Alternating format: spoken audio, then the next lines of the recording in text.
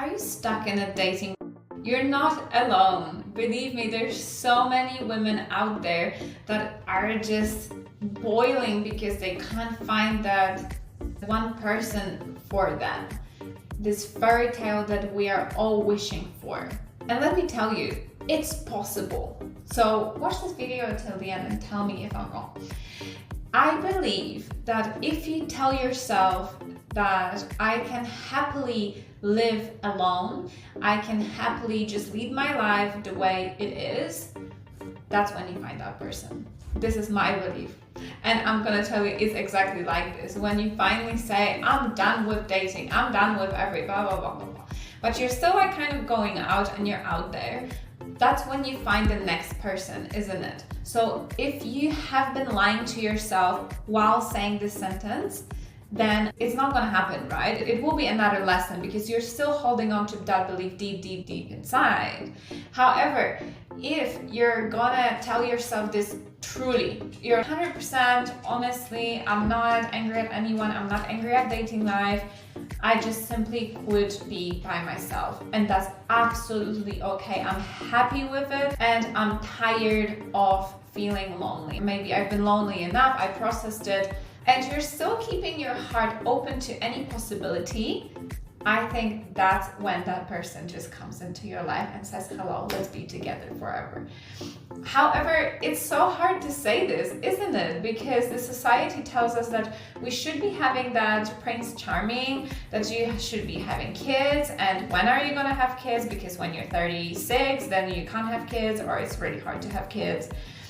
So all of these things that people tell us, they just push us to the limit of, okay, I need to go on XYZ amount of dates and it needs to be like that, and I need to have this, and I need to have that child by that time, and I need to do this. So then you're actually doing what the society is expecting for you to do. What the society is not expecting for you to do is to just work on yourself, spend some time with your patterns, with others, keep the heart open. I kept mine throughout my whole journey. And I know that there's a lot of advice out there that, oh, just be careful, you know, don't open up to anyone. And I'm like, you know what? Open up to anyone. Carefully, but open up to anyone. Be non-judgmental. Go into things anyway, not with a shield, with a healthy amount of doubt, with a healthy amount of detachment. Detachment is a really good word for this because you're still being open and you're connecting, like you seem like a nice guy for now, but I'm just gonna wait and observe without judging you. So whatever you show me, I'll be happy to look at it. And sometimes women would come to dates with this subconscious demand that, oh, he should be doing this, he should be paying for me, he should be, putting the chair next to me, opening the doors for me, and if he's not doing it, he's the wrong one, blah, blah, blah. And I'm like, sure, but you're judging him and you're just being jaded. Why are we being jaded? Because we have certain harsh feelings within ourselves that we are not addressing. I found out after some time, like when I started on my healing journey and to improve my self-esteem, I no longer cared for judging people.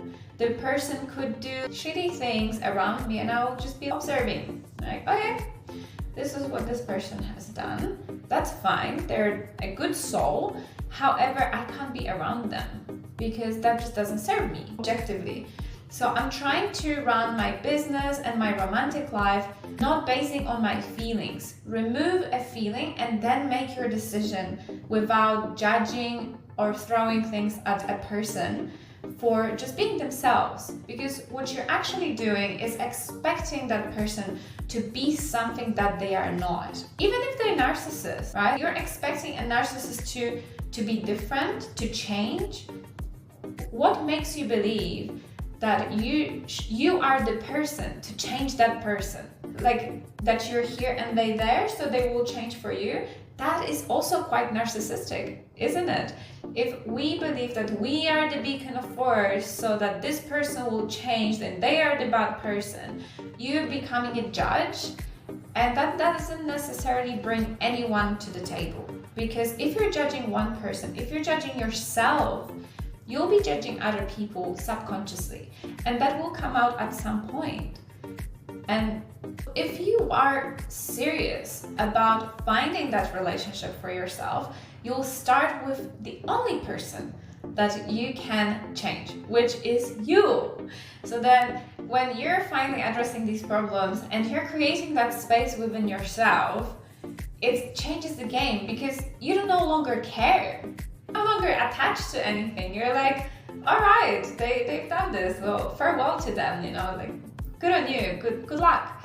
And knowing their problems and knowing how, you know, they will need to deal with them anyway, even if someone is this narcissist, and we're thinking like, oh, narcissists are CEOs and they do all of this and they have good relationships.